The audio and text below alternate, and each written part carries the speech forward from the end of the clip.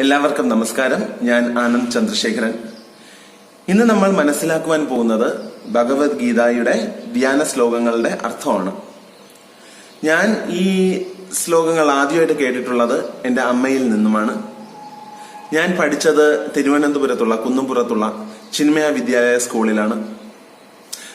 ആ സ്കൂളിൽ പഠിക്കുമ്പോൾ ഈ ധ്യാന ശ്ലോകങ്ങൾ നമ്മൾ മിക്ക ദിവസവും കേൾക്കാറുണ്ട്. അതുകൊണ്ട് അങ്ങനെയാണ് എനിക്ക് ഈ ധ്യാന ശ്ലോകങ്ങൾ സുപരിചിതമായി മാറിയത്. അവിടെ സ്നേഹനിധികളായ ഇഷ്ടംപോലെ ടീച്ചേഴ്സിന്റെ ശിക്ഷണത്തിലാണ് ഞാൻ പഠിച്ചതും വളർന്നതും. ഈ വീഡിയോ ഞാൻ സമർപ്പിക്കുന്നത് എൻ്റെ അമ്മയ്ക്കും ഞാൻ പഠിച്ച ചിന്മയ വിദ്യാലയ സ്കൂളിനും എന്നെ പഠിപ്പിച്ച സ്നേഹനിധികളായ ടീച്ചേഴ്സിനുമാണ്. അവരാണ് എന്നെ ഞാനാക്കി മാറ്റിയത്. ഞാൻ സ്കൂളിൽ അങ്ങനെ ഭയങ്കര ബ്രില്യൻ സ്റ്റുഡന്റ് ഒന്നും ആയിരുന്നില്ല. വളരെ ആവറേജ് ആയിട്ടുള്ള ഒരു സ്റ്റുഡന്റ് ആയിരുന്നു. എന്നാലും അവരെന്നെ ഞാൻ നന്നാവണം എന്ന് ആഗ്രഹിച്ച് ശകാരിച്ച് സ്നേഹത്തോടെ എന്നെ പഠിപ്പിച്ചു അവർ. ഏതെങ്കിലും ഒരു ടീച്ചറിന്റെ പേര് എടുത്തു പറയുന്നത് ശരിയല്ല എന്നുള്ളതുകൊണ്ട് മാത്രമാണ് പറയാത്തത്. അവിടുത്തെ എല്ലാ ടീച്ചേഴ്സിനോടും എനിക്ക് വളരെ സ്നേഹമാണ്, നന്ദിയുണ്ട്, കടപ്പാടുണ്ട്. അപ്പോ നമുക്ക് ഇന്നത്തെ വീഡിയോയിലോട്ട് കടക്കാം. ഭഗവത്ഗീത ധ്യാന ശ്ലോകങ്ങൾ എന്ന് പറയുന്നത് ഭഗവത്ഗീതയ്ക്ക് ഒരു ഇൻട്രൊഡക്ഷൻ ആണ്. നമ്മൾ ഏതൊരു ബുക്ക് എടുത്താലും അല്ലെങ്കിൽ ഒരു നോവൽ എടുത്താലും അതിന്റെ മുന്നിലായിട്ട് നമുക്ക് ആമുഖം കാണുവാൻ പറ്റും. ആ ആമുഖം വായിച്ചാൽ നമുക്ക് മനസ്സിലാവും ഈ ബുക്കിന്റെ ഒരു പൊതുവായിട്ടുള്ള ഒരു താല്പര്യം എന്താണെന്ന് നമുക്ക് മനസ്സിലാവും. ആ ബുക്ക് എന്തിനെ പറ്റിയാണ് പറയുവാൻ പോകുന്നത്, അല്ലെങ്കിൽ നമ്മൾ ഇനി വായിക്കാൻ പോകുന്ന നോവൽ എന്തിനെ സംബന്ധിച്ചായിരിക്കും എന്നുള്ളൊരു കുഞ്ഞ് ഔട്ട്ലുക്ക് നമുക്ക് ആമുഖം വായിച്ചാൽ കിട്ടും. ഏതൊരു ബുക്ക് എടുത്താലും നമുക്ക് കാണാം ഫ്രണ്ടിലായിട്ട് തന്നെ ആമുഖം. അതേപോലെയാണ് ഭഗവത്ഗീത ധ്യാന ശ്ലോകങ്ങൾ. ഈ ധ്യാന ശ്ലോകങ്ങൾ പറയുന്നത് ഇതാണ്: നിങ്ങൾ ഇനി വായിക്കാൻ പോകുന്ന ഭഗവത്ഗീത എന്താണ്, അത് ആരാണ് എഴുതിയത്, എന്തിനെ സംബന്ധിച്ചാണ്, അത് നിങ്ങളോട് പറയുവാൻ ഉദ്ദേശിക്കുന്നത് എന്താണ്, ഭഗവത്ഗീതയുടെ താല്പര്യം എന്താണ് എന്നൊക്കെയാണ് ഭഗവത്ഗീത ധ്യാന ശ്ലോകങ്ങൾ ലോകത്തോടായി പറയുന്നത്. അപ്പോ നമുക്ക് ആദ്യം ഭഗവത്ഗീത ധ്യാന ശ്ലോകങ്ങൾ കേൾക്കാം. എന്നിട്ട് അതിന്റെ അർത്ഥം മനസ്സിലാക്കാം. എന്തെങ്കിലും തെറ്റുകുറ്റങ്ങൾ ഉണ്ടെങ്കിൽ അതൊക്കെ ക്ഷമിക്കുക. ഞാൻ ഭയങ്കര സംസ്കൃത പണ്ഡിതനൊന്നുമല്ല. അതുകൊണ്ട് തന്നെ സംസ്കൃതം മനസ്സിലാക്കുന്നതിൽ കുഞ്ഞു കുഞ്ഞു തെറ്റുകൾ ഉണ്ടായേക്കാം. അത് നിങ്ങൾ ക്ഷമിക്കുക. അപ്പോ നമുക്ക് വീഡിയോയിലേക്ക് കടക്കാം. ഓം പാർത്ഥായ പ്രതിബോധിതാം ഭഗവതാം നാരായണേന സ്വയം വ്യാസേന ഗ്രഥിതാം പുരാണമുനിനാ മധ്യേ മഹാഭാരതം അദ്വൈതാമൃതവർഷിണീം ഭഗവതീം അഷ്ടാദശാധ്യായിനീം അംബ ത്വാമനുസന്ധദാമി ഭഗവദ്ഗീതേ ഭവദ്വേഷിണീം നമോസ്തുതേ വ്യാസവിശാലബുദ്ധേ ഫുല്ലാരവിന്ദായതപത്രനേത്ര യേന ത്വയാ ഭാരതതൈലപൂർണഃ പ്രജ്വാലിതോ ജ്ഞാനമയപ്രദീപഃ പ്രപന്നപാരിജാതായ സ്തോത്രവേത്രൈകപാണയേ ജ്ഞാനമുദ്രായ കൃഷ്ണായ ഗീതാമൃതദുഹേ നമഃ. സർവോപനിഷദോ ഗാവോ ദുഗ്ധാ ഗോപാലനന്ദനഃ പാർത്ഥോ വത്സസുധീർഭോക്താ ദുഗ്ധം ഗീതാമൃതം മഹദ്. വസുദേവസുതം ദേവം കംസചാണൂരമർദ്ദനം ദേവകീ പരമാനന്ദം കൃഷ്ണം വന്ദേ ജഗദ്ഗുരും. ഭീഷ്മദ്രോണതടാ ജയദ്രഥജലാ ഗാന്ധാരനീലോത്പലാ ശല്യഗ്രാഹവതി കൃപേണ വഹനി कर्णेन वेलाकुला अश्वत्थामविकर्णघोरमगरा दुर्योधनावर्धिनी सोतीर्णा खलु पाण्डवैरणनदी कैवर्तका केशवा पाराशर्यवचः सरोजममलं गीतार्थगन्धोत्कटं नानाख्यानककेसरं हरिकथा सम्बोधनाबोधितम् लोके सज्जनषट्पदैरहरः पेबीयमानं मुदा भूयाद्भारतपङ्कजं कलिमलप्रध्वंसिनः श्रेयसे मूकं करोति वाचालं पङ्गुं लङ्घयते गिरिं यत्कृपातमहं वन्दे परमानन्दमाधवम् यं ब्रह्मा वरुणेन्द्ररुद्रमरुतः स्तुन्वन्ति दिव्यैस्तवैर्वेदैः साङ्गपदक्रमोपनिषदैर्गायन्ति यं सामगा ध्यानावस्थिततद्गतेन मनसा पश्यन्ति यं योगिनो यस्यान्तं न विदुःसुरासुरगणा देवाय तस्मै नमः देवाय तस्मै नमः देवाय तस्मै നമഃ. നമുക്ക് ഇനി ശ്രീമദ് ഭഗവത്ഗീത ധ്യാനത്തിൻ്റെ അർത്ഥം മനസ്സിലാക്കാം. ഓം പാർത്ഥായ പ്രതിബോധിതാം ഭഗവതാം നാരായണേന സ്വയം. പാർത്ഥൻ എന്ന് പറഞ്ഞാൽ അർജുനൻ. അപ്പോൾ എല്ലാ തരത്തിലുമുള്ള സംശയങ്ങളിൽ അകപ്പെട്ട് ഒന്നും ചെയ്യുവാൻ കഴിയാതിരിക്കുന്ന അർജുനനെ ഉയർത്തെഴുന്നേൽപ്പിക്കുവാനായി പറയുന്നതാണ് ഈ ഭഗവത്ഗീത. ആരാണ് പറയുന്നത്? ഭഗവതാം നാരായണേന സ്വയം. ഭഗവാനായ നാരായണൻ നേരിട്ട് അർജുനന് പറഞ്ഞു കൊടുക്കുന്നതാണ് ഗീത. വ്യാസേന ഗ്രഥിതാം പുരാണ മുനിനാം മധ്യേ മഹാഭാരതം. ഗീതയെപ്പറ്റി പറയുകയാണ്. ആരാണിത് എഴുതിയിരിക്കുന്നത്? വ്യാസനാണ് എഴുതിയിരിക്കുന്നത്. പുരാണ മുനിയായ വ്യാസൻ.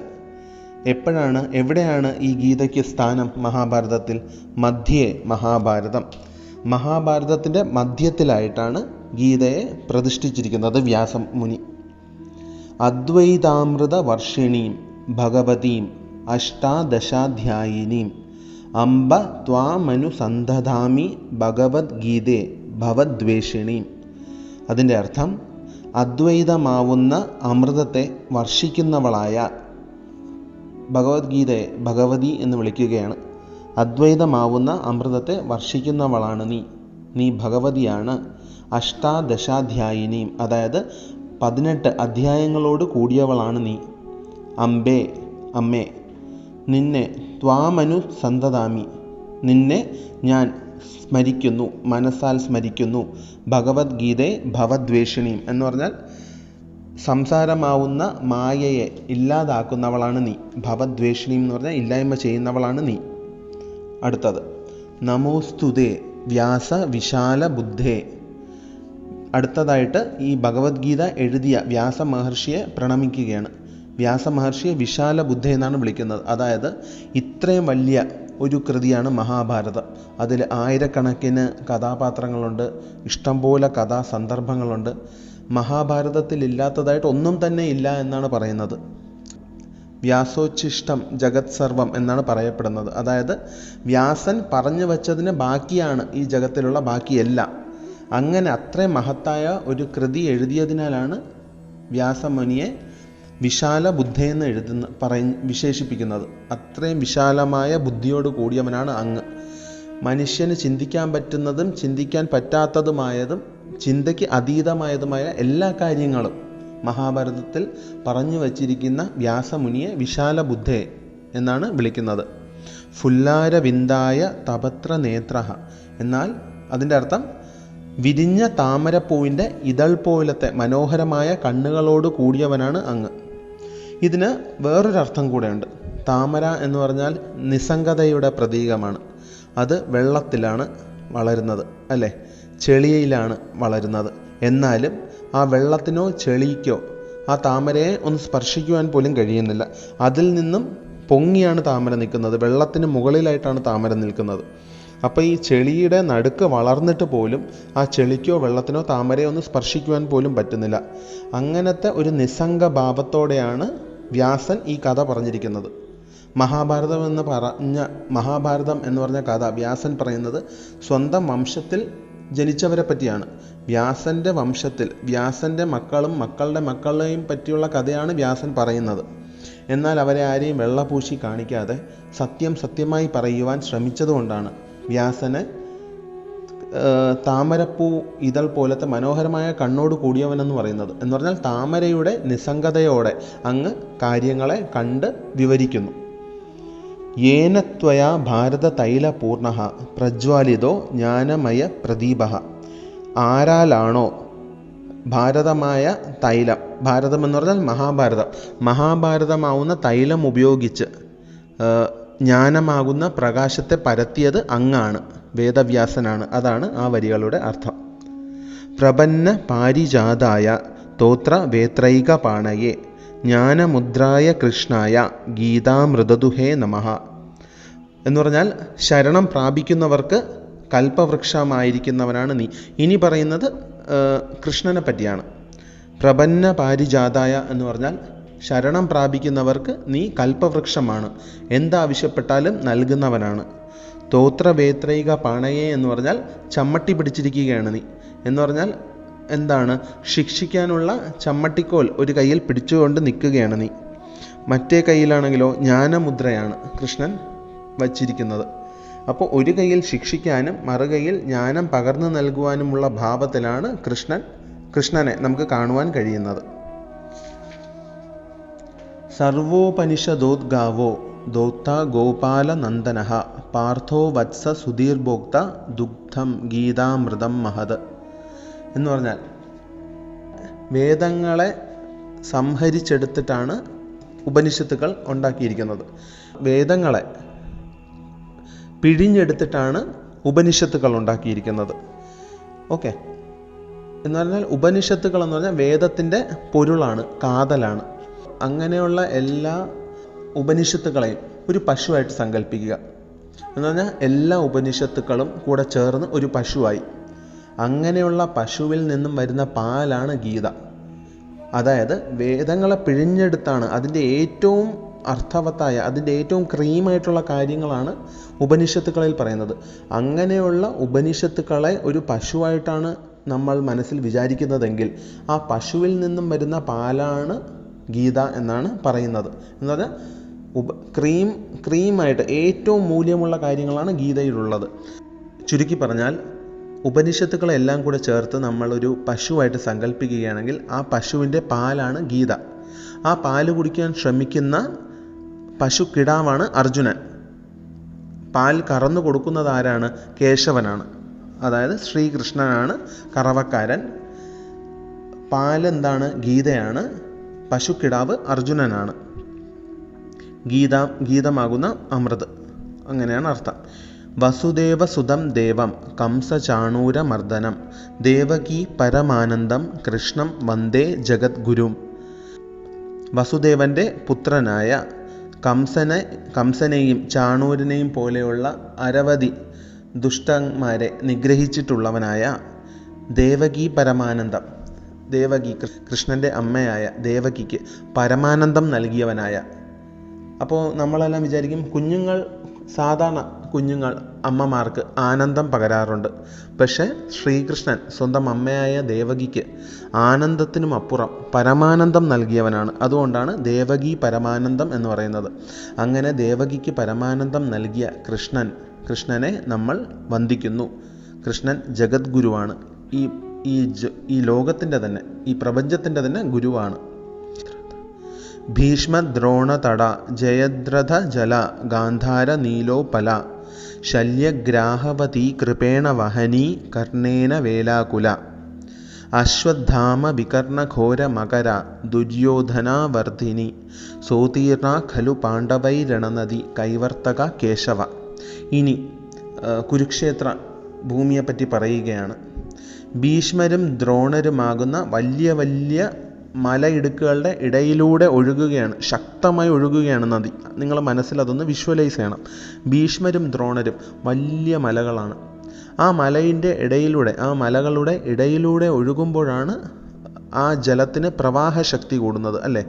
ഇപ്പോൾ വെറുതെ ഒരു പ്ലെയിനായിട്ടുള്ള ഒരു സമതലത്തിലൂടെ ഒഴുകുകയാണെങ്കിൽ ആ വെള്ളത്തിന് ശക്തി കുറയും. എന്നാൽ രണ്ട് മലകളുടെ ഇടയിലൂടെയാണ് ആ വെള്ളം ഒഴുകുന്നതെങ്കിൽ അതിന് ഭയങ്കര ശക്തിയായിട്ടായിരിക്കും അത് ഒഴുകുന്നത്. കുത്തി ഒലിച്ചൊഴുകുന്നു എന്ന് പറയൂലേ പുഴ, അങ്ങനെയുള്ള ഒരു പുഴ. അതാണ് നമ്മൾ മനസ്സിൽ വിഷ്വലൈസ് ചെയ്യേണ്ടത്. ഭീഷ്മരും ദ്രോണരുമാവുന്ന രണ്ട് വലിയ മലകൾ, അതിൻ്റെ നടുക്കൂടെ ഒഴുകുന്ന ജലം ആണ് ജയദ്രഥൻ. ഗാന്ധാര നീലോത്പല. ഗാന്ധാരൻ എന്ന് പറഞ്ഞാൽ ഇവിടെ ഉദ്ദേശിക്കുന്നത് ശകുനിയാണ്. ശകുനിയാകുന്ന വലിയ പാറകൾ ഈ നദിയുടെ ഇടയിലായിട്ടുണ്ട്. ശല്യഗ്രാഹവതി കൃപേണ വഹനി. ശല്യരാകുന്ന മുതല എന്ന് പറഞ്ഞാൽ വളരെ പതുങ്ങിയിരുന്ന് ആക്രമിക്കുന്നവനാണ് ശല്യർ എന്ന കഥാപാത്രം. അപ്പോൾ പതുങ്ങി വന്ന് ആക്രമിക്കുന്നവനായ ശല്യർ.